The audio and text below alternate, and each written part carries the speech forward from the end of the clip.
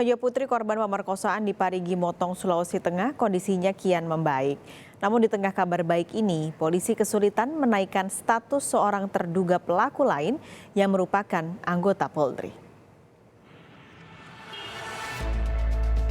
Hasil pemeriksaan di RSUD Undata Palu menyatakan intensitas nyeri yang dialami korban kini muncul sesekali saja. Jika kesehatan, hasil laboratorium, serta USG korban terus membaik, maka rencana pengangkatan rahim berpeluang dibatalkan. Karena operasi menjadi langkah terakhir jika kondisi korban memburuk.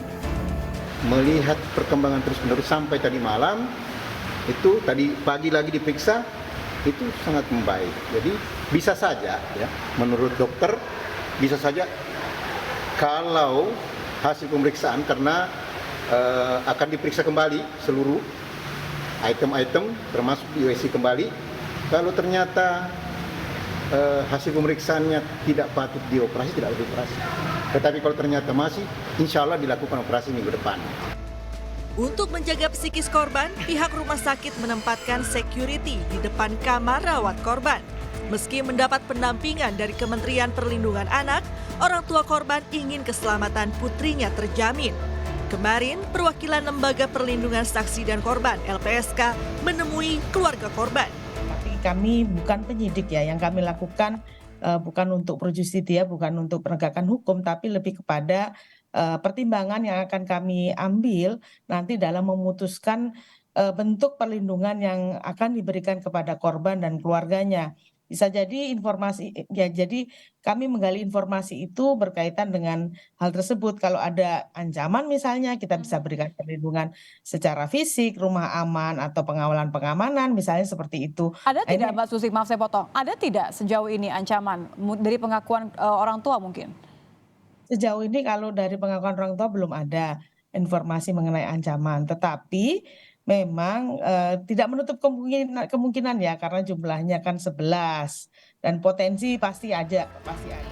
Kekhawatiran akan ancaman mungkin saja terjadi sebab para pelaku pemerkosaan dari berbagai latar belakang. Ada yang guru, kepala desa, bahkan yang kini sedang diperiksa seorang polisi diduga juga terlibat.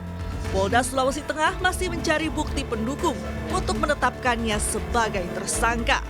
Untuk menetapkan tersangka, menetapkan seseorang menjadi tersangka, paling tidak diperlukan ada 2 alat bukti yang sah. Kita akan tetap terus bekerja. Kita akan buktikan keterlibatan apakah benar oknum anggota ini terlibat atau tidak. Ya, tapi kalau dikatakan kenal tidak, beda cerita, itulah kenapa. Kalau yang lain, saksi-saksi lain bisa saling menjelaskan, iya. Tapi kalau ini yang satu, kita masih kesulitan. Tapi yakini, ya, Tanhana Dharma Mangrua, tidak ada kebenaran yang mendua, ya. Insya Allah terungkap. Dukungan penuntasan hukum kasus pemerkosaan remaja putri ini terus mengalir. LPSK mengaku siap mendampingi korban selama proses hukum berlangsung dan mengumpulkan informasi soal pemerkosaan korban. Saat ini 7 dari 10 tersangka telah mendekam di balik jeruji besi, sementara 3 tersangka lainnya masih buron. Tim Liputan Kompas TV. Angkat tangan.